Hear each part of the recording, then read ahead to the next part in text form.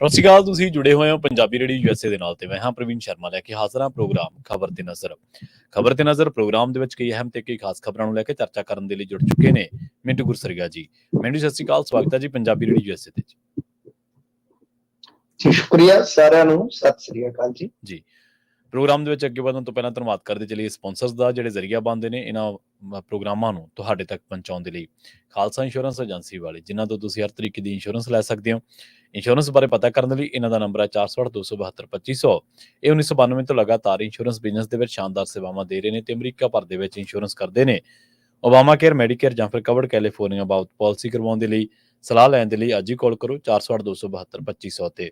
ਟਰਕੀਅਨ immigration ਲਾ firm ਵਾਲੇ, ਜੇ ਟਰਕੀਅਨ ਟੌਨੀ ਟਰਕੀਅਨ ਦੇ ਨਾਲ ਤੁਸੀਂ US ਇਮੀਗ੍ਰੇਸ਼ਨ ਬਾਬਤ ਕੋਈ ਵੀ ਸਲਾਹ ਕਰਨੀ ਹੈ, ਕੋਈ ਵੀ ਸਵਾਲ ਪੁੱਛਣਾ ਤੇ ਇਹਨਾਂ ਦਾ ਨੰਬਰ ਹੈ 415-909-0503।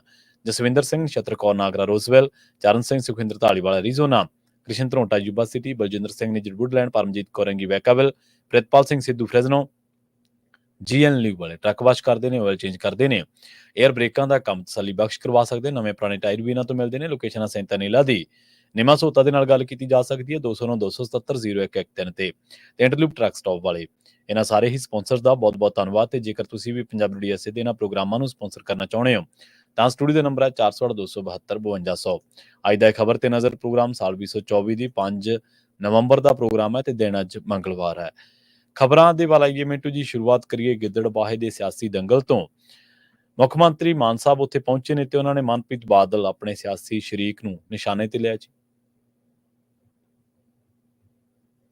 ਇੱਕ ਤੇ ਚਲੋ ਹੈਗੇ ਹੀ ਆ, ਪਰ ਸਿਆਸੀ ਉਸਤਾਦ ਵੀ ਕਹਿ ਜਾ ਸਕਦੇ ਇਹਨਾਂ ਦੇ, ਕਿਉਂਕਿ ਪਹਿਲੇ ਸਿਆਸੀ ਉਸਤਾਦ ਵੀ ਇਹੋ ਜੀ। ਵੇਖੋ, ਮਾਨ ਸਾਹਿਬ ਕੱਲ ਬਰਨਾਲੇ ਸੀਗੇ, ਅਸੀਂ ਬਰਨਾਲੇ ਦੀ ਬਾਤ ਤਫਸੀਲ ਗੱਲ ਕੀਤੀ ਸੀਗੀ ਕੱਲ। ਅੱਜ ਇਹ ਗਿੱਦੜਬਾਹਾ ਪਹੁੰਚੇ, ਉਸ ਤੋਂ ਪਹਿਲਾਂ ਬਠਿੰਡੇ ਦੇ ਵਿੱਚ ਇਹਨਾਂ ਨੇ ਪ੍ਰੈਸ ਕਾਨਫਰੰਸ ਕੀਤੀ ਆ। ਤੇ ਪ੍ਰੈਸ ਕਾਨਫਰੰਸ ਇਸ ਤਰ੍ਹਾਂ ਦੀ ਆ, ਪੁਰਾਣੇ ਸਮੇਂ ਦੇ ਵਿੱਚ ਸਰਕਲ ਸਟਾਈਲ ਜਿਹੜੀ ਕਬੱਡੀ ਹੁੰਦੀ ਸੀ, ਉਹਦੇ ਚ ਇੱਕ DY ਹੁੰਦੀ ਸੀਗੀ ਤੇ ਜਿਹੜਾ ਮੇਰੇ ਵਰਗਾ ਕੋਈ ਮਾੜਕੂ ਜਿਹਾ ਹੁੰਦਾ ਸੀਗਾ, ਉਹਨੂੰ ਕਹਿੰਦੇ ਸੀ D ਟੱਚ ਕਰਕੇ ਜਲਦੀ ਜਲਦੀ ਮੁੜਿਆ ਵੀ ਗਾਂ ਜਾਫੀਆਂ ਖੁੱਲ੍ਹਾ ਜਾਈ, ਐਵੇਂ ਪਸਲੀਆਂ ਅੰਦਰ ਪਾ ਦੇਣਗੇ।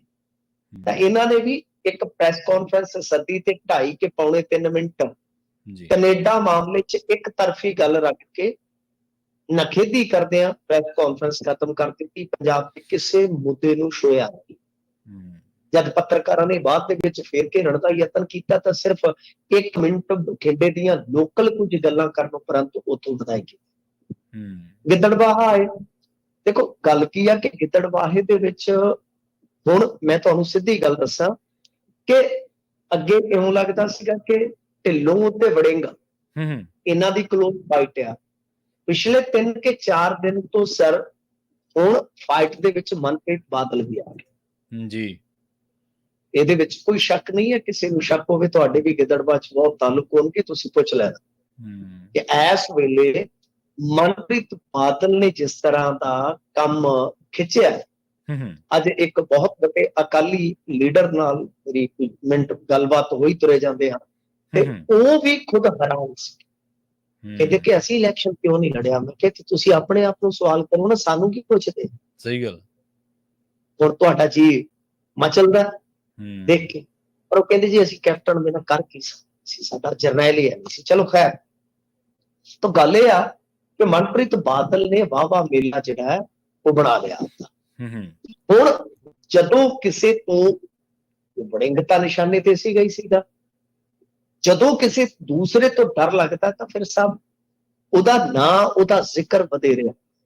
ਮਾਨ ਸਾਹਿਬ ਦੀ ਇਹ ਪ੍ਰੋਬਲਮ ਹੈ ਜਾਂ ਕਹਿੰਦੇ ਖਾਸੀਅਤ ਵੀ ਹੁੰਦੀ ਹੈ ਕਿ ਇਹਨਾਂ ਨੂੰ ਜਿਸ ਵੀ ਬੰਦੇ ਤੋਂ ਕੋਈ ਵੀ ਇਨਸਿਕਿਉਰਿਟੀ ਹੁੰਦੀ ਹੈ ਨਾ, ਇਹ ਉਹਦਾ ਵਾਰ-ਵਾਰ ਜ਼ਿਕਰ ਕਰਦਾ। ਤੇ ਕਈ ਤਾਂ ਆਫ ਦੀ ਰਿਕਾਰਡ ਕਹਿ ਲਓ ਕਿ ਦੱਸਦੇ ਵੀ ਆ ਕਿ ਰਾਤ ਨੂੰ ਫੋਨ ਵੀ ਕਰ ਲੈਂਦੇ ਆ ਜਦੋਂ ਕਿਸੇ ਤੋਂ ਡਰ। ਹੁਣ ਦੇਖੋ ਗੱਲ ਕੀ ਆ ਕਿ ਇਹਨਾਂ ਨੇ ਮਨਪ੍ਰੀਤ ਬਾਦਲ ਨੂੰ ਕਿਹਾ ਕਿ ਮੈਂ ਤੇ ਚੰਗੀ ਭਲੀ ਕਲਾਕਾਰੀ ਕਰਦਾ ਸੀਗਾ। ਮਨਪ੍ਰੀਤ ਬਾਦਲ ਕਹਿੰਦਾ ਕਿ ਆਜੋ ਪੰਜਾਬ ਬਦਲੀਏ, ਮੈਂ ਵੀ ਇੱਧਰ ਨੂੰ ਹੋ ਤੁਰਿਆ, ਮੈਂ ਉੱਥੇ ਹੀ ਖਲੋਤਾ, ਇਹ ਗਾਹ ਨਿਕਲ। ਯਾਨੀ ਵੀ ਮੈਂ ਤਾਂ ਉੱਥੇ ਹੀ ਖਲੋਤਾ, ਤੁਸੀਂ ਕਿਹੜੀ PPP 'ਚ ਖਲੋਤੇ ਹੋ? ਤੁਸੀਂ ਵੀ ਤਾਂ ਆਮ ਆਦਮੀ ਪਾਰਟੀ 'ਚ ਪਹਿਲਾਂ ਲੋਕ ਭਲਾਈ ਪਾਰਟੀ 'ਚ ਵੀ ਹੈ, ਅਗਾਂਹ ਦਾ ਪਤਾ ਨਹੀਂ। ਉਹ ਜਿਵੇਂ ਤੁਹਾਨੂੰ ਪਤਾ ਹੀ ਹੈ ਨਾ, ਜਾ ਕੇ ਲਿਖਿਆ ਸੀਗਾ ਗਾਂ ਹੁਣ ਬੇਬੇ ਦੀ ਮਰਜ਼ੀ। ਤਾਂ ਗੱਲ ਇਹ ਆ ਕਿ ਗਾਂ ਹੁਣ ਪਤਾ ਨਹੀਂ ਕੀ ਹੋਏਗਾ। ਤਾਂ ਇਹਨਾਂ ਨੇ ਇੱਕ ਦੂਜੀ ਗੱਲ ਕਹੀ, ਕਹਿੰਦੇ ਕਿ ਇੱਕ ਵਾਰੀ ਮੈਂ ਜਾ ਰਿਹਾ ਸੀਗਾ ਤੇ ਫਾਟਕ ਜਿਹੜਾ ਗਿੱਦੜਬਾਹੇ ਵਾਲਾ, ਤਾਂ ਉਹਦੀ ਚਰਚਾ ਅੱਜ ਕੱਲ੍ਹ ਕਾਫੀ ਦੌਲੇ ਵਾਲੇ ਦੀ ਚੱਲਦੀ ਹੈ ਮੇਰੇ ਖਿਆਲ ਦੇ ਨਾਲ। ਤੇ ਇਹਨਾਂ ਨੇ ਗੱਲ ਸੁਣਾਈ ਕਿ ਮੈਂ ਮਨਪ੍ਰੀਤ ਬਾਦਲ ਨੂੰ ਕਿਹਾ ਕਿ ਫਾਟਕ ਕਿਉਂ ਨਹੀਂ ਬਣਾਉਂਦੇ। ਤਾਂ ਆਖਣ ਲੱਗਾ ਕਿ ਚੰਗਾ ਇੰਨੇ ਬਹਾਨੇ ਲੰਘਦੇ ਟੱਪਦੇ ਮਿਲਤੇ ਜਾਂਦੇ ਆ, ਕਿ ਫਾਟਕ ਬਣਾ ਦਿੱਤਾ ਤੇ ਇਹਨਾਂ ਨੇ ਤੇ ਇੱਥੇ ਖੜ ਕੇ ਮਿਲਿਆ ਨਹੀਂ ਕਰਨਾ। ਕਹਿੰਦੇ ਕਿ ਇਹਦੇ ਫਾਟਕ ਨਹੀਂ ਬਣਾ ਸਕੇ। ਸਿਰਫ ਤੇ ਸਿਰਫ ਉਹ ਕਹਿੰਦੇ ਆ ਕਿ 30 ਸਾਲ ਲੰਘ ਗਏ ਨੇ, 16 ਪਹਿਲਾਂ ਇਹਨਾਂ ਨੂੰ ਦਿੱਤੇ, 13 ਇੱਧਰ ਹੋ ਗਏ ਆ, ਲਗਭਗ 30 ਸਾਲ ਹੋ ਗਏ, 16 ਸਾਲ ਇਹਨੇ ਤੇ ਸ਼ੇਰ ਹੀ ਸੁਣਾਏ ਨੇ ਮਨਪ੍ਰੀਤ ਬਾਦਲ ਨੇ। ਤੇ ਮਨਪ੍ਰੀਤ ਬਾਦਲ, ਮੈਂ ਜਿਵੇਂ ਤੁਹਾਨੂੰ ਦੱਸਿਆ ਕਿ ਮਨਪ੍ਰੀਤ ਬਾਦਲ ਅੱਜ ਕੱਲ ਪੂਰੇ ਜਲਾਉ ਦੇ ਵਿੱਚ ਨੇ, ਪੂਰਾ ਜਲਵਾ ਹੈ ਉਹਨਾਂ ਦਾ। ਮਨਪ੍ਰੀਤ ਬਾਦਲ ਨੇ ਬੜੀ ਤਗੜੀ ਗੱਲ ਕਹੀ। ਉਹਨਾਂ ਨੇ ਕੰਮ ਕੁਝ ਗਣਾ ਕੇ ਕਿਹਾ ਕਿ ਵੇਖੋ ਸਾਹਿਬ, ਗਿੱਦੜਬਾਹੇ ਦੇ ਲੋਕ ਹੀ ਦੱਸਣਗੇ ਮੈਂ ਸ਼ੇਰ ਸੁਣਾਏ ਆ ਜਾਂ ਕੰਮ ਕੀਤਾ। ਤੇ ਦੂਜੀ ਗੱਲ ਉਹਨਾਂ ਕਿਹਾ ਕਿ ਘੱਟ ਪੜ੍ਹੇ ਲਿਖੇ ਲੋਕਾਂ ਨੂੰ ਅਕਸਰ ਸ਼ੇਰਾਂ ਤੋਂ ਪ੍ਰੋਬਲਮ ਹੁੰਦੀ ਹੈ। ਠੀਕ ਹੈ। ਤਾਂ ਇਹ ਵੀ ਇੱਕ ਵੱਡੀ ਗੱਲ ਕਹੀ। ਵੈਸੇ ਇਹਨਾਂ ਦੀ ਅਦਾਵਤ ਪਿਛਲੇ ਕੁਝ ਸਮੇਂ ਤੋਂ ਕੁਝ ਵਿਅਕਤੀਗਤ ਘਟਨਾਕ੍ਰਮ ਸੀ, ਉਸ ਤੋਂ ਬਾਅਦ ਤੇ ਖਾਸਾ ਵਧਿਆ ਤੇ ਗੱਲ ਕਿਨੂਆਂ ਤੱਕ ਵੀ ਗਈ ਸੀਗੀ। ਤਾਂ ਉਦੋਂ ਵੀ ਮਨਪ੍ਰੀਤ ਬਾਦਲ ਹੋਰਾਂ ਨੇ ਇੱਕ ਗੱਲ ਕਹੀ ਸੀਗੀ ਕਿ ਭਗਵੰਤ ਮੇਰਾ ਮੂੰਹ ਨਾ ਖਲਵਾ।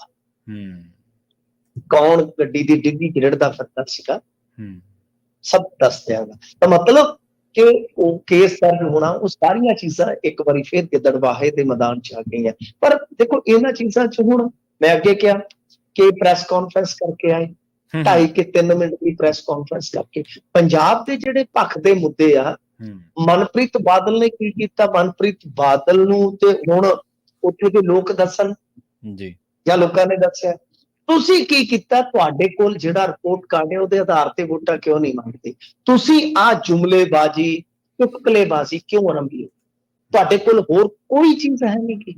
ਹਰੇਕ ਇਲੈਕਸ਼ਨ ਚ ਆ ਕੇ ਇਸ ਤਰ੍ਹਾਂ ਦੇ ਨਿਸ਼ਾਨੇ, ਇਸ ਤਰ੍ਹਾਂ ਦੀ ਜੁਮਲੇਬਾਜ਼ੀ। ਖੈਰ ਬਈ ਉਹ ਨਾ ਕਿਸੇ ਨੇ ਇੱਕ ਬੜੀ ਵਧੀਆ ਗਜ਼ਲ ਸੀ ਲਿਖੀ, ਤੇ ਗਜ਼ਲ ਦਾ ਜੇ ਤੁਸੀਂ ਦੇਖੋ ਨਾ ਬੜਾ ਵਧੀਆ ਸ਼ੇਰ ਹੈ। ਉਹ ਕਹਿੰਦਾ ਕਿ ਉਹ ਤਾਜ਼ਾ ਦਮ ਹੈ ਨਏ ਸ਼ੋਭਦੇ ਦਿਖਾਤੇ ਹੋਏ। ਸ਼ੋਭਦੇ ਕਹਿੰਦੇ ਹੁੰਦੇ ਤਮਾਕਿਆਂ, वो ताजा दम है नए शोभदे दिखाते हुए, आवाम थकने लगे तालियां बजाते हुए। सो ਹੁਣ ਲੋਕ ਹੀ ਥੱਕ ਰਹੇ ਆ। ਇਹ ਤੁਸੀਂ ਅੱਗੇ ਜਾ ਕੇ ਵੇਖਣਾ ਵੀ ਆ। ਤੇ ਮੈਂ ਤੁਹਾਨੂੰ ਕੱਲ ਇੱਥੇ ਬਰਨਾਲੇ ਦਾ ਵੀ ਦੱਸਿਆ ਸੀਗਾ ਕਿ ਹੁਣ ਆਵਾਮ ਜਿਹੜਾ ਹੈ ਨਾ, ਉਹ ਉਧਾਰਾ ਲਿਆਉਣਾ ਪੈ ਰਿਹਾ ਦੂਜੇ ਹਲਕਿਆਂ ਚ। ਕਈ ਵਾਰ ਆਪਦੇ ਰੋਡ ਸ਼ੋਅ ਵਾਸਤੇ ਆਪਦੇ ਹਲਕੇ ਚ ਜਿੱਥੇ ਹੁੰਦਾ ਹੈ ਨਾ, ਉੱਥੇ ਆਵਾਮ ਵੀ ਪੂਰਾ ਆਵਾਮ ਅੱਗੇ ਆਮ ਹੀ ਇਹਨਾਂ ਵਾਸਤੇ ਡੁੱਲ ਪੈਂਦਾ ਸੀਗਾ। ਅੱਜ ਕੱਲ ਖਾਸ ਵੀ ਜਿਹੜਾ ਹੈ ਨਾ ਇਹਨਾਂ ਦਾ, ਉਹ ਵੀ ਫੇਸਬੁੱਕ ਤੇ ਲੋਕ ਹੀ ਬਹਿੰਦਾ ਹੈ ਕਿ ਜੇ ਮੈਂ ਕਿਤੇ ਕੋਈ ਕਮੈਂਟ ਖੁੱਲੇ ਰੂਪ ਚ ਕਰ ਦਿੱਤਾ, 36 ਸਵਾਲ ਜਿਹੜੇ ਆ ਉਹ ਡਲਿਆਂ ਨੂੰ ਮੇਰੇ ਮੱਥੇ ਚ ਵੱਜਣੇ ਆ। ਜੀ ਡੇਮਿੰਡ ਜੀ, ਅਗਲੀ ਖਬਰ ਦੇ ਵੱਲ ਵਧੀਏ ਤੇ ਗੱਲ ਕਰੀਏ ਅੰਮ੍ਰਿਤਪਾਲ ਸਿੰਘ ਦੇ ਜਿਹੜਾ NSA ਦਾ ਮਾਮਲਾ ਹੈ, ਉਹਦੇ ਚ ਸੁਣਵਾਈ ਹੋਈ ਹੈ ਜੀ। ਹਾਂਜੀ ਦੇਖੋ, NSA ਦਾ ਜਿਹੜਾ ਮਾਮਲਾ ਹੈ ਉਹਦੇ ਵਿੱਚ ਕੀ ਹੈ ਕਿ ਕੇਂਦਰ ਅਤੇ ਪੰਜਾਬ ਸਰਕਾਰ ਤੋਂ ਜਵਾਬ ਤਲਬ ਕੀਤਾ Punjab and Haryana high court ਨੇ। ਤੇ ਇਹਦੀ ਸੁਣਵਾਈ ਜਿਹੜੀ ਆ ਹੁਣ ਮੁੜ ਹੋਏਗੀ 4 ਦਸੰਬਰ। ਦੇਖੋ ਗੱਲ ਇਹ ਆ ਕਿ ਅਦਾਲਤ ਨੇ ਇੱਕ ਸਵਾਲ ਕੀਤਾ ਕਿ ਜਦੋਂ DC ਨੇ 13 ਮਾਰਚ ਨੂੰ ਅੰਮ੍ਰਿਤਪਾਲ ਸਿੰਘ ਤੇ NSA ਲਾਉਣ ਦੇ ਹੁਕਮ ਦਿੱਤੇ ਸੀਗੇ, ਤਾਂ ਫਿਰ ਉਸਨੂੰ ਲਾਗੂ ਕਰਨ ਚ 10 ਦਿਨ ਦੀ ਦੇਰੀ ਕਿਉਂ? ਸਾਨੂੰ ਇਸ ਗੱਲ ਦਾ ਸਾਰਾ ਰਿਕਾਰਡ ਲਿਆ ਕੇ ਵਿਖਾਓ। ਜੀ ਮਤਲਬ ਕਿ ਸਰਕਾਰਾਂ ਨੂੰ ਹੁਣ ਆਪਣੇ ਡਾਕੂਮੈਂਟ ਜਿਹੜੇ ਆ, ਕਾਗਜ਼ ਆ ਜਿਹੜੇ, ਉਹ ਜਾ ਕੇ ਉੱਥੇ ਪੇਸ਼ ਕਰਨੇ ਪੈਣਗੇ। ਸਾਹਿਬ ਹਾਈ ਕੋਰਟ ਦਾ ਹੁਕਮ ਕਿ ਤੁਸੀਂ ਪਹਿਲਾਂ ਤੇ ਇਹ ਦੱਸੋ ਕਿ 13 ਨੂੰ ਜੇ ਆਰਡਰ ਪਾਸ ਕਰ ਦਿੱਤਾ DC ਨੇ, ਤਾਂ ਫਿਰ 10 ਦਿਨ ਤੁਸੀਂ ਕਿਹੜੀ ਖੁਸ਼ੀ ਦੇ ਵਿੱਚ ਹੁਣ ਦੇਖਦੇ ਹਾਂ ਜੀ ਕਿ NSA ਨੂੰ ਜਿਹੜੀ ਇਹ ਚੁਣੌਤੀ ਦਿੱਤੀ ਹੈ। ਵੈਸੇ ਜਿਹੜੀ ਅੰਦਰ ਦੀ ਗੱਲ ਹੈ ਸਰ, ਉਹ ਮੈਂ ਤੁਹਾਨੂੰ ਦੱਸ ਦਿੰਦਾ ਜਿੰਨੀ ਕੁ ਮੇਰੇ ਕੋਲ ਜਾਣਕਾਰੀ ਆ, ਕਿ ਹਾਲ ਦੀ ਘੜੀ ਸਰਕਾਰਾਂ ਪੂਰਾ ਕੱਸ ਕੇ ਜ਼ੋਰ ਲਾਉਣਗੀਆਂ ਜੀ। ਕਿਉਂ? ਕੁਝ ਸ਼ਰਤਬਾਜ਼ੀ ਮਨਵਾਉਣ ਵਾਸਤੇ ਗੱਲਬਾਤ ਚਲਾ ਰਹੇ ਸੀ। ਕੌਣ? ਬਹੁਤ ਵੱਡੀਆਂ ਤਾਕਤਾਂ ਜਿਨ੍ਹਾਂ ਦੇ ਕੋਲ ਹੈ, ਪਰ ਹਾਲ ਦੀ ਘੜੀ ਕਹਿੰਦੇ ਆ ਕਿ ਕੋਈ ਸਹਿਮਤੀ ਨਹੀਂ ਜੀ, ਯਾਨੀ ਆਪਦੇ ਢੰਗ ਨਾਲ ਚਲਾਉਣ ਵਾਸਤੇ। ਤਾਂ ਕਹਿਣ ਦਾ ਮਤਲਬ ਇਹ ਹੈ ਕਿ ਜਦ ਕੋਈ ਵੀ ਹੁੰਦਾ ਕਿਸੇ ਦੀ ਸਹਿਮਤੀ ਦੇ ਨਾਲ ਨਹੀਂ ਚੱਲਣ ਨੂੰ ਤਿਆਰ, ਤਾਂ ਫਿਰ ਇਹੀ ਹੁੰਦਾ ਕਿ ਸਰਕਾਰਾਂ ਹੁਣ ਵੋਟਾਂ ਕੱਢ ਦੇਣ ਤਾਂ ਕੱਢ ਦੇਣ, ਇੱਕ ਵੱਖਰਾ ਵਿਸ਼ਾ ਹੁੰਦਾ ਪ੍ਰਵੀਨ ਜੀ। ਜੀ ਜੀ, ਕਿਉਂਕਿ ਏ ਤੋਂ ਲੈ ਕੇ ਜ਼ੈਡ ਤੱਕ ਸਭ ਨੂੰ ਜ਼ਮਾਨਤਾਂ ਸੁਪਰੀਮ ਕੋਰਟ ਨੇ ਦਿੱਤੀਆਂ, ਕੁਛ ਨੂੰ ਛੱਡ ਕੇ, ਅਰਨਬ ਤੋਂ ਲੈ ਕੇ ਜ਼ੁਬੈਰ ਤੱਕ, ਏ ਟੂ ਜ਼ੈਡ ਕਹਿੰਦੇ, ਠੀਕ ਹੈ ਨਾ। ਉਹਦੇ ਚ ਫਿਰ ਕਿਸੇ ਦਾ ਜ਼ੋਰ ਨਹੀਂ ਚੱਲਦਾ। ਉਹ ਸਮਝੌਤਾ ਐਕਸਪ੍ਰੈਸ ਦੇ ਵਿੱਚ ਧਮਾਕੇ ਕਰਨ ਵਾਲਿਆਂ ਨੂੰ ਵੀ ਜਦੋਂ ਵੇਲ ਮਿਲਦੀ ਹੈ ਤਾਂ ਫਿਰ ਕੁਝ ਨਹੀਂ ਹੈ ਜੀ। ਗੱਲ ਇਹ ਆ ਕਿ ਕੋਰਟਾਂ ਕੀ ਫੈਸਲਾ ਕਰਦੀਆਂ ਇੱਕ ਵੱਖਰਾ ਵਿਸ਼ਾ, ਯਾਨੀ ਜੋ ਮੈਂ ਤੁਹਾਨੂੰ ਅੰਦਰ ਦੀ ਮੇਰੀ ਸੂਚਨਾ ਹੈ, ਮੇਰੀ ਜਾਣਕਾਰੀ ਆ ਕਿ ਬਈ ਸਰਕਾਰਾਂ ਪੂਰਾ ਜ਼ੋਰ ਲਾਉਣਗੀਆਂ, ਸਰਕਾਰਾਂ ਜ਼ੋਰ ਲਾਉਣਗੀਆਂ, ਪੰਜਾਬ ਦੀ ਸਰਕਾਰ ਵੀ, ਕਿਉਂਕਿ ਅੱਗੇ ਵੀ ਪੰਜਾਬ ਸਰਕਾਰ ਦਾ ਜਿਹੜਾ ਜਵਾਬ ਆ ਉਹ ਇਹਨਾਂ ਨੇ ਅੰਮ੍ਰਿਤਪਾਲ ਸਿੰਘ ਤੇ ਜਿਹੜੇ ਦੂਸਰੇ ਡਿਬਰੂਗੜ੍ਹ ਦੇ ਵਿੱਚ ਬੰਦ ਨੇ ਬੰਦੀ, ਚਾਹੇ ਗੋਰਾਚਲਾ ਦਾ ਮਾਮਲਾ ਕੁਝ ਵੱਖਰਾ ਹੈ, ਉਹ ਤੇ ਇੱਥੋਂ ਤੱਕ ਕਹਿ ਰਿਹਾ ਕਿ ਮੇਰੀ ਜਾਨ ਨੂੰ ਖਤਰਾ ਹੈ ਡਿਬਰੂਗੜ੍ਹ ਦੇ ਵਿੱਚ, ਮੈਂ ਵਾਰਸ ਪੰਜਾਬ ਦੇ ਜਥੇਬੰਦੀ ਦਾ ਮੈਂਬਰ ਹੀ ਨਹੀਂ, ਚਿੱਠੀ ਤੇ ਮੇਰੇ ਦਸਤਖਤ ਜਿਹੜੇ ਆ ਫਰਜ਼ੀ ਕੀਤੇ ਗਏ ਨੇ, ਯਾਨੀ ਉਹ ਮਾਮਲੇ ਨੂੰ ਛੱਡ ਦੇ, ਪਰ ਜਿੰਨੇ ਵੀ ਐਨਐਸਏ ਨੂੰ ਚੈਲੰਜ ਕੀਤੇ ਗਏ ਜੀ, ਉਹਦੇ ਵਿੱਚ ਕਿਤੇ ਵੀ ਪੰਜਾਬ ਸਰਕਾਰ ਨੇ ਕਿਸੇ ਵੀ ਸਿੰਗਲ ਬੰਦੀ ਨੂੰ ਇਹ ਨਹੀਂ ਕਿਹਾ ਕਿ ਰਾਇਤ ਮਿਲਣੀ ਚਾਹੀਦੀ।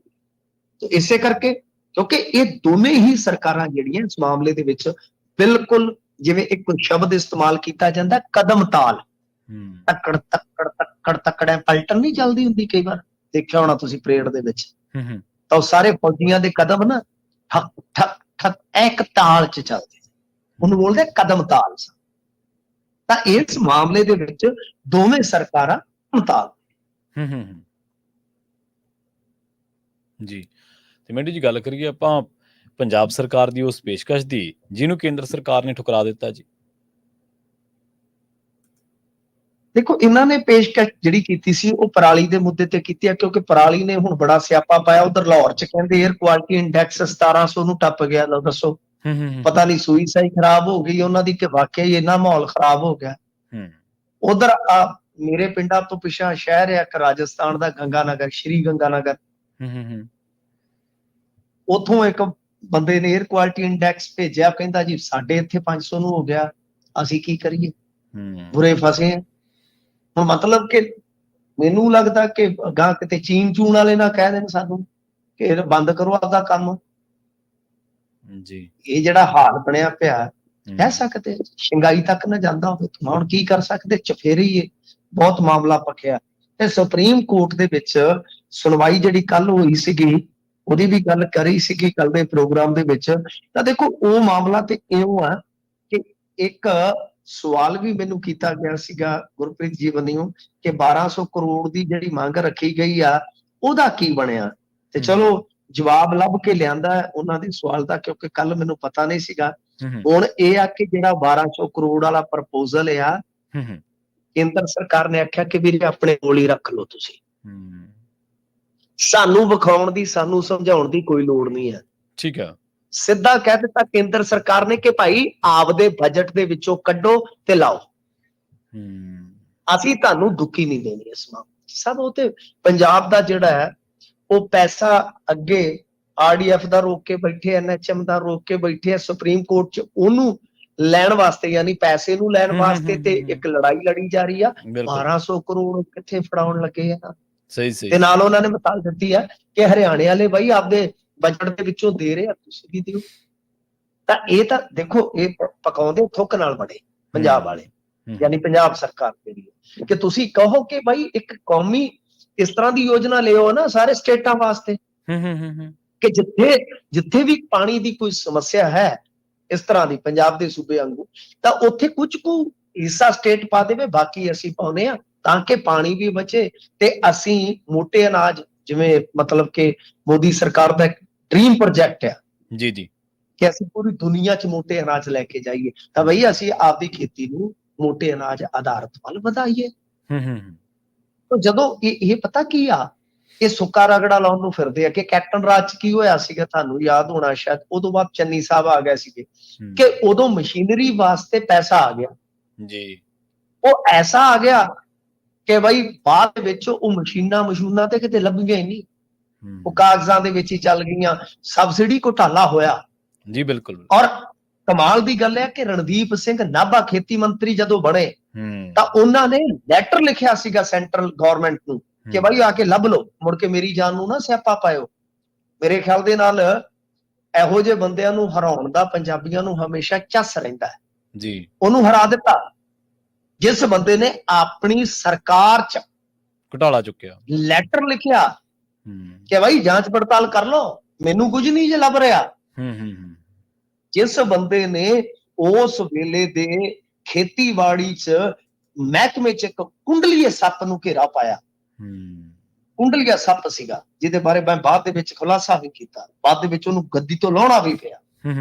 ਤਾਂ ਕਹਿਣ ਦਾ ਮਤਲਬ ਹੈ ਕਿ ਜਿਸ ਖੇਤੀ ਮੰਤਰੀ ਨੇ ਕੁਝ ਮਹੀਨਿਆਂ ਦੇ ਵਿੱਚ ਆਪਣੀ ਹੀ ਸਰਕਾਰ ਚ ਐਡਾ ਵੱਡਾ ਕਦਮ ਚੁੱਕਿਆ, ਪੰਜਾਬੀਆਂ ਨੇ ਦੇਖ ਲਓ ਕਿੱਥੇ ਬਿਠਾਤਾ ਜੀ।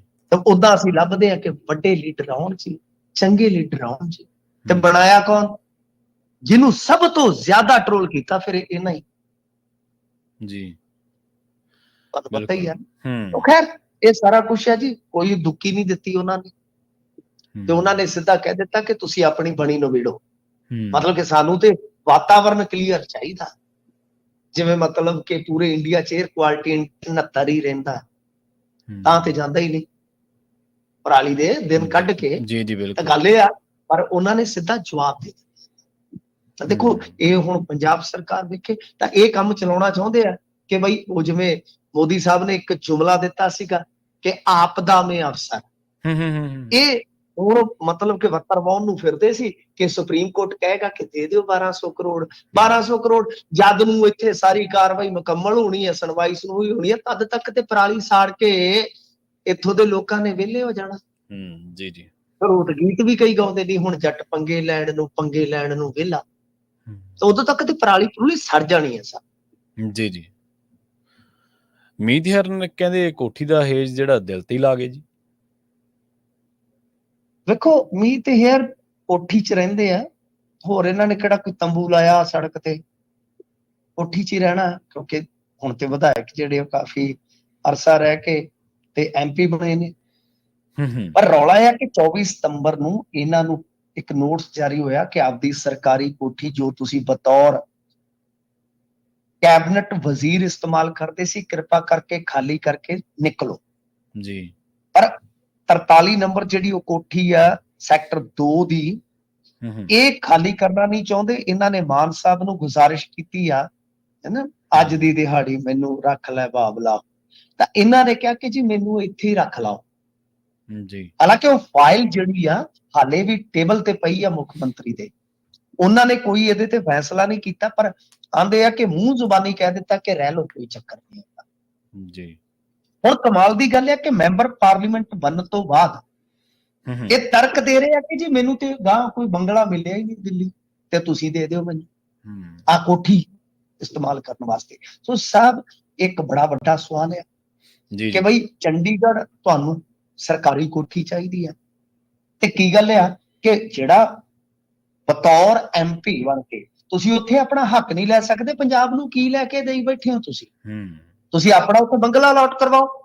ਜੇ ਨਹੀਂ ਸਾਹਿਬ, ਤੁਹਾਨੂੰ ਮੈਂ ਇੱਕ ਚੀਜ਼ ਹੋਰ ਦੱਸ ਦਿੰਦਾ, ਜੇ ਬੰਗਲਾ ਨਾ ਅਲਾਟ ਹੋਵੇ ਨਾ, ਬਹੁਤ ਸਾਰੇ MP, ਤੁਹਾਨੂੰ ਸ਼ਾਇਦ ਯਾਦ ਹੋਏਗਾ ਮਾਨ ਸਾਹਿਬ ਜਦੋਂ ਬਣੇ ਸਨ ਪਹਿਲੀ ਕਿ ਦੂਜੀ ਵਾਰੀ, ਇਹਨਾਂ ਨੂੰ ਅਸ਼ੋਕਾ ਹੋਟਲ ਚ ਕਮਰਾ ਮਿਲਿਆ ਹੋਇਆ ਸੀਗਾ।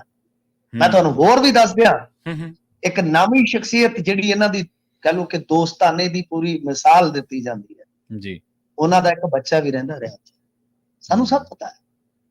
ਸੋ ਗੱਲ ਇਹ ਆ ਕਿ ਉਹ ਉਹਨਾਂ ਦੀ ਟੈਨਸ਼ਨ ਹੈ ਜੀ, ਉਹ ਉਹਨਾਂ ਦੀ ਟੈਨਸ਼ਨ ਹੈ, ਉਹ ਦੇਣ ਕਿੱਥੇ ਦਿੰਦੇ ਆ, ਕਿਹੜਾ ਬੰਗਲਾ ਦਿੰਦੇ ਆ, ਇਹ ਕੀ ਚੱਕਰ ਹੋਇਆ ਜੀ ਕਿ ਮੇਰੀ ਇੱਥੇ ਚੰਡੀਗੜ੍ਹ ਆਵਾਜਾਈ ਰਹਿੰਦੀ ਆ, ਕੱਲ ਨੂੰ ਤੁਸੀਂ ਕਹੋਗੇ ਕਿ ਸਾਹਿਬ ਮੇਰੀ ਪੂਰੇ ਪੰਜਾਬ ਚ ਆਵਾਜਾਈ ਆ, ਇੱਕ ਇੱਕ ਬੰਗਲਾ, ਡਾਕ ਬੰਗਲਾ ਮੈਨੂੰ ਮਤਲਬ ਕਿ ਕਿਤੇ ਨਹਿਰ ਕਿਨਾਰੇ, ਕਿਤੇ ਰੇਲ ਦੀ ਗੱਡੀ ਕਿਨਾਰੇ, ਕਿਤੇ ਲੀਹ ਕਿਨਾਰੇ, ਕਿਤੇ ਕਿਤੇ ਬਣਾ ਦਿਓ, ਕਮਾਲ ਹੋਊਗੀ।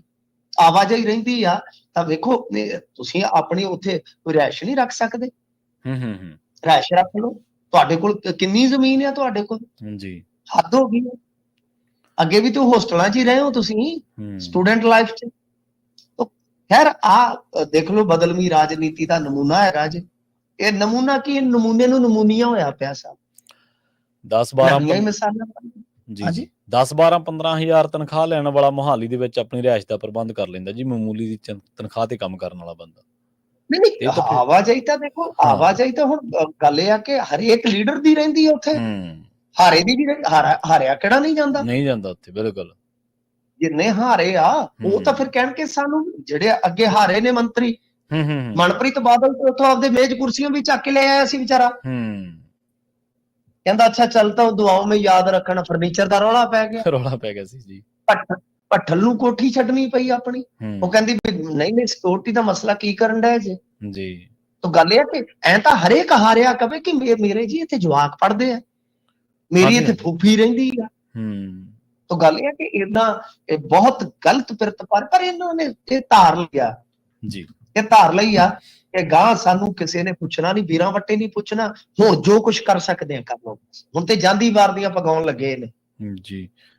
ਤੇ ਸਮੇਤ ਸੈਣੀ ਦੇ ਖਿਲਾਫ ਕਹਿੰਦੇ ਕੇਸ ਚੱਲੂਗਾ ਜੀ।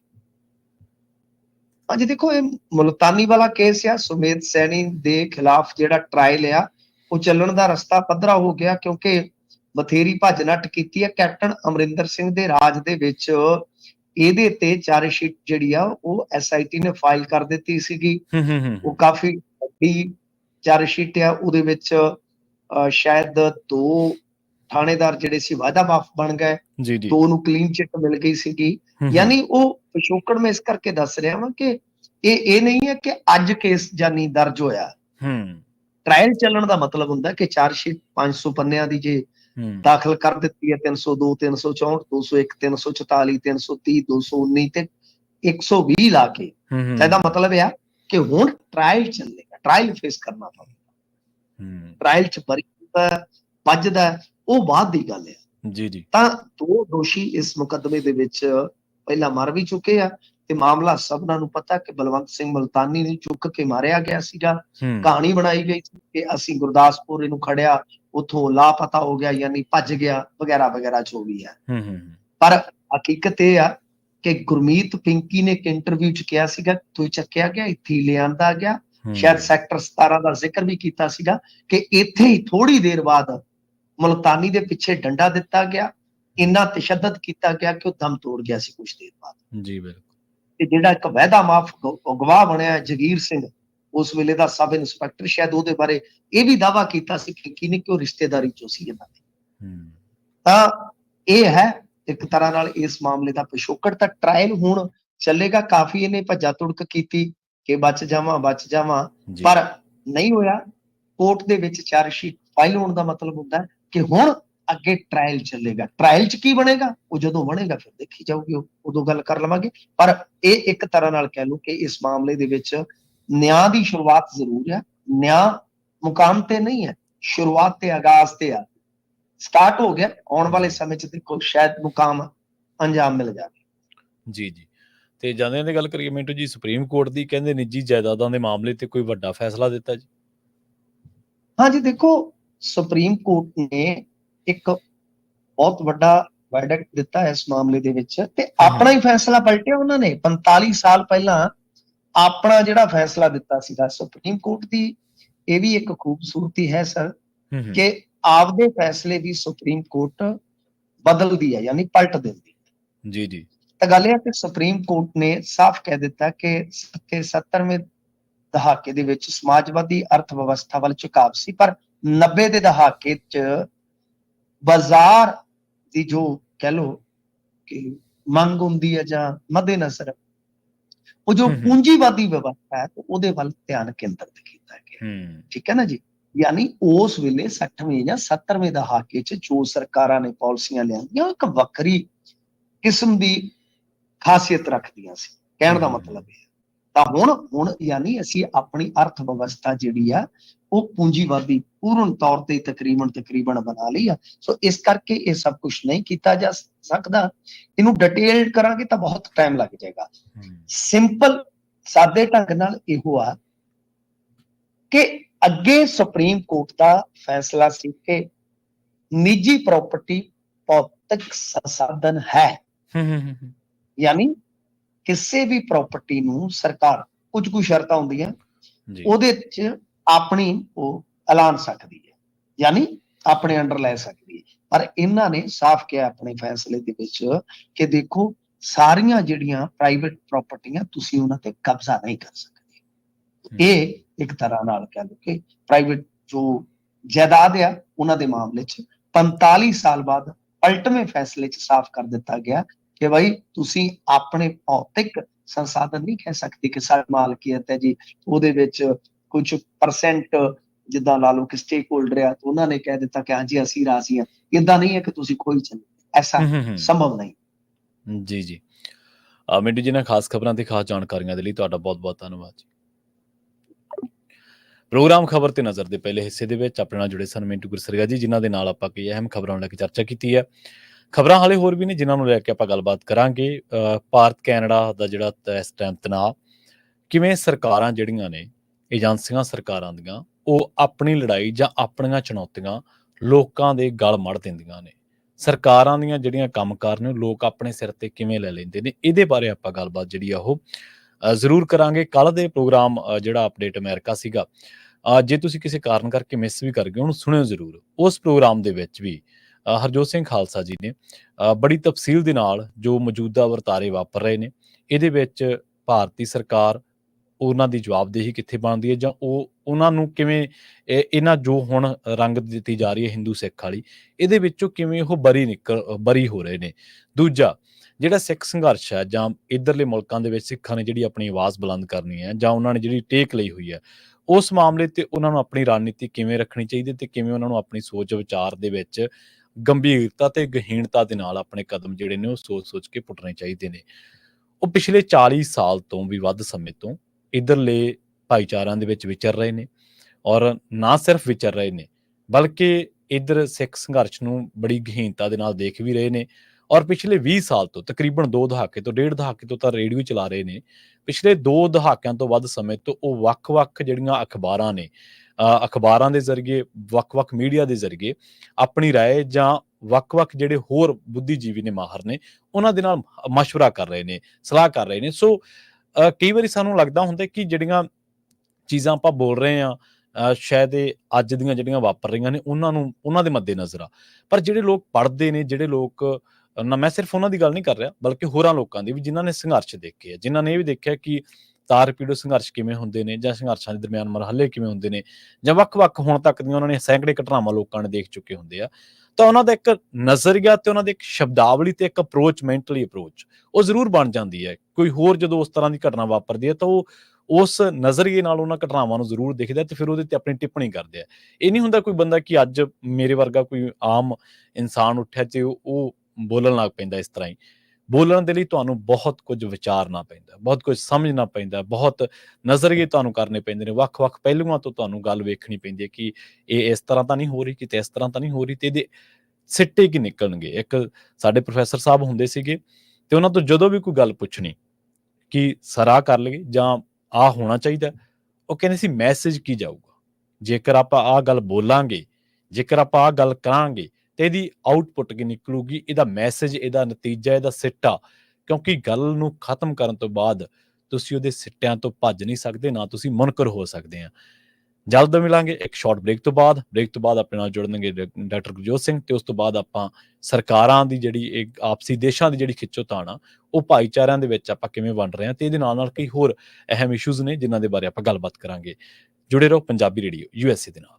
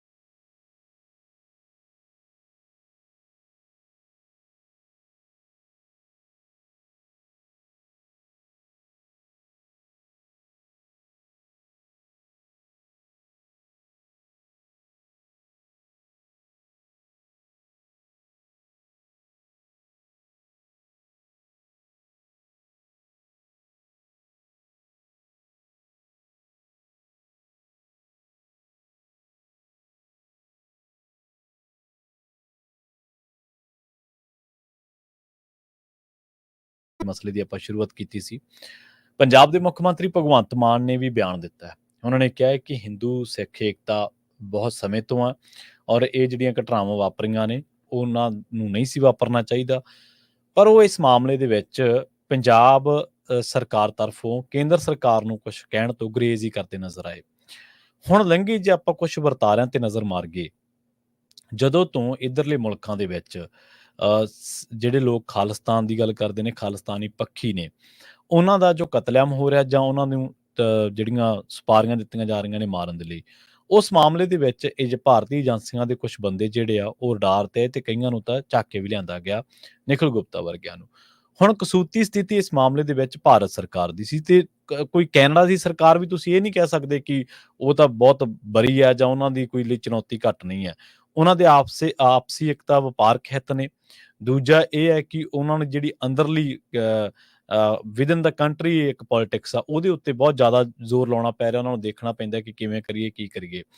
ਕੰਜ਼ਰਵੇਟਿਵ ਜਿਹੜੇ ਨੇ ਉਹ ਉਹਨਾਂ ਦੀ ਅੱਡ ਪਾਲਿਸੀ ਹੈ, NDP ਦੀ ਅਲੱਗ ਪਾਲਿਸੀ ਹੈ। ਜਗਮੀਤ ਬਰਾੜ ਜਿਹੜੇ ਨੇ ਉਹ ਤਾਂ ਚਲੋ ਖੁੱਲ੍ਹ ਦਿੱਲੀ ਨਾਲ ਸਿੱਖਾਂ ਦੀ ਗੱਲ ਕਰਦੇ ਨੇ, ਔਰ ਜਿਹੜੇ ਜਸਟਿਨ ਟਰੂਡੋ ਨੇ ਉਹਨਾਂ ਦੇ ਬਾਰੇ ਵੀ ਇਹ ਕਿਹਾ ਜਾਂਦਾ ਵੀ ਉਹ ਵੀ ਨਰਮ ਗੋਸ਼ਾ ਰੱਖਦੇ ਨੇ ਪੰਜਾਬੀਆਂ ਪ੍ਰਤੀ, ਸਿੱਖਾਂ ਪ੍ਰਤੀ।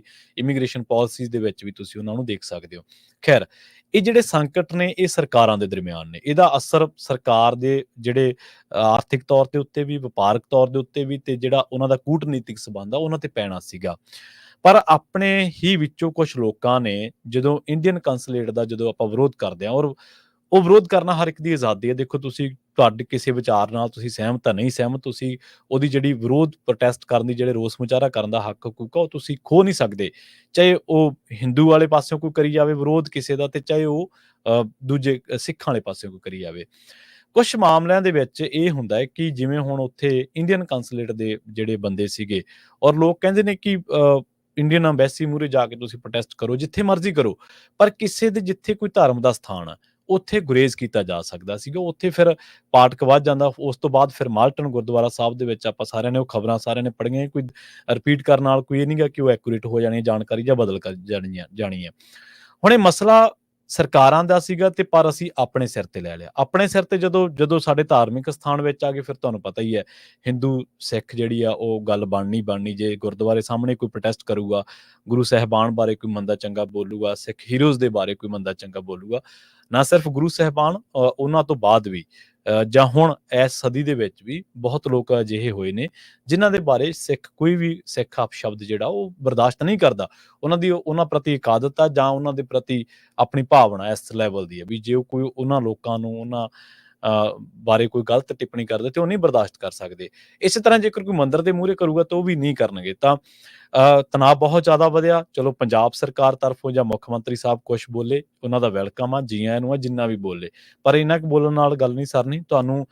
ਤੁਸੀਂ ਨਾ ਸਿਰਫ ਉਸ ਕੁਰਸੀ ਤੇ ਬੈਠੇ ਹੋ, ਬਲਕਿ ਤੁਸੀਂ ਇੱਕ ਮੁੱਖ ਮੰਤਰੀ ਨਹੀਂ ਹੋ। ਉਹ ਇਹ ਨਹੀਂ ਹੈ ਕਿ ਤੁਸੀਂ ਬਿਆਨ ਦੇਤਾ ਜੀ ਚਲੋ ਗੱਲ ਆਈ ਗਈ ਹੋਗੀ, ਤੁਹਾਡੇ ਕੁਝ ਫਰਜ਼ ਬਣਦੇ ਨੇ। ਕੈਨੇਡਾ ਦੇ ਵਿੱਚ ਲੋਕ ਤੁਹਾਡੇ ਨਾਲ ਸਹਿਮਤ ਨੇ, ਨਹੀਂ ਸਹਿਮਤ ਉਹ ਵੱਖਰੀ ਗੱਲ ਆ, ਪਰ ਹੈ ਤਾਂ ਪੰਜਾਬ ਦੇ ਵਿੱਚ ਉਹਨਾਂ ਦੀ ਕਾਰੋਬਾਰ ਆ, ਉਹਨਾਂ ਦਾ ਆਉਣ ਜਾਣ ਆ, ਤੁਹਾਡੀ ਜਿਹੜੀ ਇਕੋਨਮੀ ਆ ਉਹਨਾਂ ਦੇ ਕਾਰੋਬਾਰ ਤੇ ਡਿਪੈਂਡ ਕਰਦੀ ਹੈ। ਸੋ ਇਕੱਲੀ ਟਿੱਪਣੀ ਨਾਲ ਤਾਂ ਮੇਰੇ ਖਿਆਲ ਇਹ ਨਹੀਂ ਗੱਲ ਬਣਨੀ ਚਾਹੀਦੀ। ਔਰ ਜਿਹੜੀ ਦੂਜੀ ਗੱਲ ਆ, ਜਿਹੜੀ ਪਾੜ ਆ ਨਾ, ਇਹ ਅਸਲ ਦੇ ਵਿੱਚ ਸਰਕਾਰਾਂ ਨੂੰ ਰਾਸ ਆਉਂਦਾ।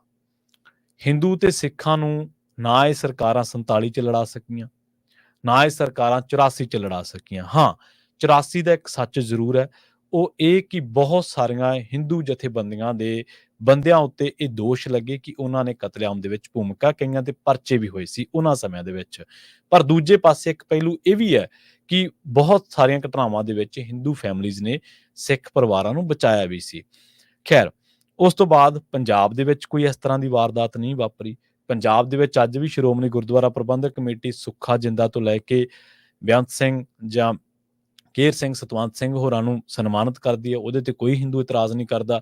ਦੂਜੇ ਪਾਸੇ ਉਹ ਲੌਬੀ ਹੈ ਜਿਹੜੀ ਇੰਦਰਾ ਗਾਂਧੀ ਨੂੰ ਆਪਾਂ ਦੇਖਦੇ ਹਾਂ ਕਿ ਉਹਨਾਂ ਨੂੰ ਉਹ ਦੇਵੀ ਮੰਨੀ ਜਾਂਦੇ, ਤੇ ਉਹ ਮਤਲਬ ਇਹ ਸਾਰੀਆਂ ਚੀਜ਼ਾਂ ਨਾਲੋਂ ਨਾਲ ਚੱਲੀਆਂ ਆ ਰਹੀਆਂ, ਪਰ ਤੁਰਦੀਆਂ ਆ ਰਹੀਆਂ, ਪਰ ਕਦੇ ਇਸ ਲੈਵਲ ਤੇ ਹਿੰਦੂ ਤੇ ਸਿੱਖਾਂ ਦੇ ਦਰਮਿਆਨ ਕੋਈ ਆਪਾਂ ਨੂੰ ਦੇਖਣ ਨੂੰ ਨਹੀਂ ਮਿਲਿਆ ਜਿਹੜਾ ਕੈਨੇਡਾ ਦੇ ਵਿੱਚ ਜੋ ਵਾਪਰਨ ਤੋਂ ਬਾਅਦ ਆਪਾਂ ਦੇਖ ਰਹੇ ਹਾਂ। ਸਾਡੇ ਗੁਰੂ ਸਾਹਿਬਾਨ ਨੇ, ਉਹਨਾਂ ਨੇ ਸਾਨੂੰ ਬਹੁਤ ਵੱਡੇ ਥਾਟ ਦਿੱਤੇ, ਨਾ ਕਿ ਸਿਰਫ ਗੁਰੂ ਸਾਹਿਬਾਨ ਨੇ ਬਲਕਿ ਪੀਰਾਂ ਫਕੀਰਾਂ ਨੇ ਇਸ ਧਰਤੀ ਤੇ ਆ ਕੇ ਬਹੁਤ ਵਧੀਆ ਥਾਟ ਦਿੱਤੇ, ਔਰ ਕਈ ਹਿੰਦੂ ਚਿੰਤਕ ਵੀ ਤੁਸੀਂ ਯਕੀਨ ਕਰੋਗੇ ਅੱਜ ਦੇ ਜਿਹੜੇ ਕੱਟੜ ਹਿੰਦੂ ਲੋਕ ਨੇ, ਮਤਲਬ ਜਿਹੜੀ ਜਮਨਾ ਪਾਰ ਤੋਂ ਬੈਲਟ ਤੋਂ ਜਿਹੜੇ ਪ੍ਰਭਾਵਿਤ ਲੋਕ ਨੇ, ਉਹ ਪੰਜਾਬ ਦਾ ਜੇ ਹਿੰਦੂ ਇਹ ਗੱਲ ਕਹਿੰਦੇ ਨਾ ਕਿ ਹਾਂ ਵੀ ਕੀ ਹਾਲ ਚਾਲ ਆ, ਤੇ ਉਹ ਕਹਿੰਦੇ ਹਾਂ ਚੜ੍ਹਦੀ ਕਲਾ। ਉਹ ਕਹਿੰਦੇ ਯਾਰ ਇਹ ਤਾਂ ਸਿੱਖਾਂ ਦਾ ਸ਼ਬਦ ਆ, ਤੂੰ ਨਿਹੰਗਾਂ ਦਾ ਸ਼ਬਦ ਕਿਉਂ ਬੋਲੀ ਜਾਂਦਾ? ਉਹ ਭਰਾਵਾ ਚੜ੍ਹਦੀ ਕਲਾ ਤਾਂ ਪੰਜਾਬ ਦੇ ਵਿੱਚ ਵਿਚਰਨ ਵਾਲੇ ਆਮ ਭਾਸ਼ਾ ਦਾ ਸ਼ਬਦ ਆ। ਜੇ ਆਪਾਂ ਤਾਂ ਆਮ ਹੀ ਕਹਿ ਦਿੰਦੇ ਹਾਂ ਫਲਾਣੇ ਦਾ ਸੋਧਾ ਲਾਤਾ ਜਾਂ ਫਲਾਣੇ ਨੂੰ ਇਹ ਚਾਟਾ ਛਕਾਤਾ। ਹੁਣ ਇਹ ਤਾਂ ਆਮ ਸ਼ਬਦ ਨੇ, ਔਰ ਕਈ ਕੱਟੜ ਸੋਚ ਵਾਲੇ ਬੰਦੇ ਸਿਰਫ ਇਸ ਕਰਕੇ ਪੰਜਾਬ ਦੇ ਜਾਂ ਹਰਿਆਣੇ ਦੇ ਹਿੰਦੂ ਨਾਲ ਖੇਬੜੀ ਜਾਂਦੇ ਆ, ਬੈਸੀ ਜਾਂਦੇ ਆ ਵੀ ਹਾਂ ਤੂੰ ਤਾਂ ਉਹਨਾਂ ਵਾਲੀ ਭਾਸ਼ਾ ਵਰਤਦਾ। ਦੱਸੋ ਇਹ ਕੋਈ ਇਤਰਾਜ਼ ਕਰਨ ਵਾਲੀ ਗੱਲ ਆ? ਬੰਦਾ ਜਿਸ ਇਹ ਸੱਚ ਆ, ਮੈਂ ਹਿੰਦੂ ਹਾਂ, ਮੁਸਲਮਾਨ ਹਾਂ, ਈਸਾਈ ਹਾਂ, ਸਿੱਖ ਹਾਂ, ਜੋ ਮਰਜ਼ੀ ਆ, ਜਿਸ ਸੱਭਿਅਤਾ ਦੇ ਵਿੱਚ ਬੰਦਾ ਪਲਦਾ, ਜਿਸ ਖਿੱਤੇ ਦੇ ਵਿੱਚ ਬੰਦਾ ਪਲਦਾ, ਉਸ ਖਿੱਤੇ ਦੀ ਤਹਿਜ਼ੀਬ, ਉਸ ਖਿੱਤੇ ਦਾ ਉਹਦਾ ਡੀਲ ਡੌਲ, ਸਰੀਰਕ ਡੀਲ ਡੌਲ ਉਸ ਖਿੱਤੇ ਵਰਗੀ ਉਹਦੀ ਬੋਲਬਾਣੀ ਹੋ ਹੀ ਜਾਣੀ ਆ, ਚਾਹੇ ਉਹ ਕਿਸੇ ਵੀ ਧਰਮ ਦਾ ਕਿਉਂ ਨਾ ਹੋਵੇ। ਇਹ ਜ਼ਰੂਰੀ ਨਹੀਂ ਗਾ, ਤੁਸੀਂ ਇਹ ਗੱਲ ਲਾਗੂ ਕਰਕੇ ਦੇਖ ਲਓ, ਭਾਵੇਂ ਤੁਸੀਂ ਮੱਧ ਪ੍ਰਦੇਸ਼ ਦੇ ਹੋਰ ਹਿੱਸਿਆਂ ਦੇ ਵਿੱਚ ਜਿਹੜੇ ਵਸਦੇ ਲੋਕ ਨੇ ਮਾਈਨੋਰਟੀਜ਼ ਦੇ, ਉਹਨਾਂ ਦੀ ਗੱਲਬਾਤ ਉਸ ਤਰੀਕੇ ਦੀ ਹੋਊਗੀ। ਜਿਹੜੇ ਮੈਜੋਰਟੀ 'ਚ ਵਸਦੇ ਨੇ ਉਹਨਾਂ ਦੀ ਗੱਲਬਾਤ ਹੋਰ ਤਰੀਕੇ ਦੀ ਹੋਊਗੀ। ਇਸੇ ਤਰ੍ਹਾਂ ਜਿਹੜਾ ਮੈਜੋਰਟੀ ਦਾ ਬੰਦਾ ਉਹ ਕਿਤੇ ਹੋਰ ਮਾਈਨੋਰਟੀ 'ਚ ਵਸਦਾ ਤਾਂ ਉਹਦੀ ਬੋਡੀ ਲੈਂਗੁਏਜ, ਉਹਦੀ ਸਰੀਰਕ ਭਾਸ਼ਾ ਉਸ ਤਰ੍ਹਾਂ ਦੀ ਹੋਊਗੀ। ਤੇ ਜਿਹੜਾ ਬੰਦਾ ਉਹ ਆਪਦੀ ਮੈਜੋਰਟੀ 'ਚ ਪਲਦਾ ਜਾਂ ਜਿਸ ਖਿੱਤੇ ਦੇ ਵਿੱਚੋਂ ਪਲਦਾ, ਉਹ ਖਿੱਤਾ ਉਹਦੇ 'ਚੋਂ ਝਲਕਦਾ, ਉਹਦੀ ਬੋਲੀ 'ਚੋਂ, ਉਹਦੇ ਰਹਿਣ ਸਹਿਣ 'ਚੋਂ। ਇਹਨੂੰ ਤੁਸੀਂ ਮੁਨਕਰ ਨਹੀਂ ਕਰ ਸਕਦੇ। ਪੰਜਾਬ ਦਾ ਜੰਮਿਆ ਚਾਹੇ ਕੋਈ ਆ, ਔਰ ਪੰਜਾਬ ਨਾ ਸਿਰਫ ਫਾਜ਼ਿਲਕਾ ਤੇ ਪੰਜਾਬ ਨਹੀਂ ਗਾ, ਸਾਡਾ ਦਾਵਾ ਪੰਜਾਬ ਪੁਰਾਣੇ ਤੇ ਰਹਿੰਦਾ ਹਮੇਸ਼ਾ, ਔਰ ਅਸੀਂ ਉਸ ਪੰਜਾਬ ਦੀ ਗੱਲ ਕਰਦੇ ਹਾਂ ਜਿਹੜਾ ਬਹੁਤ ਦੂਰ ਤੱਕ ਫੈਲਿਆ ਹੋਇਆ ਸੀਗਾ। ਉਹਦੀ ਬੋਲਚਾਲ, ਉਹਦੀ ਭਾਸ਼ਾ, ਉਹਦੀ ਨਾਬਰਤਾ ਉਹ ਇਹੀ ਰਹਿਣੀ ਆ। ਪਰ ਅਸੀਂ ਕੁਛ ਲੋਕਾਂ ਨੇ ਇੱਧਰ ਆ ਕੇ ਵੀ ਡਿਵੀਜ਼ਨ ਨਹੀਂ ਛੱਡੀ, ਚਾਹੇ ਉਹ ਲੋਕ ਸਿੱਖਾਂ ਦੇ ਵਿੱਚੋਂ ਸੀ, ਚਾਹੇ ਹਿੰਦੂਆਂ ਦੇ ਵਿੱਚੋਂ ਨੇ, ਨਾ ਕਿ ਵੱਡੀ ਗਿਣਤੀ, ਬਲਕਿ ਕੁਝ।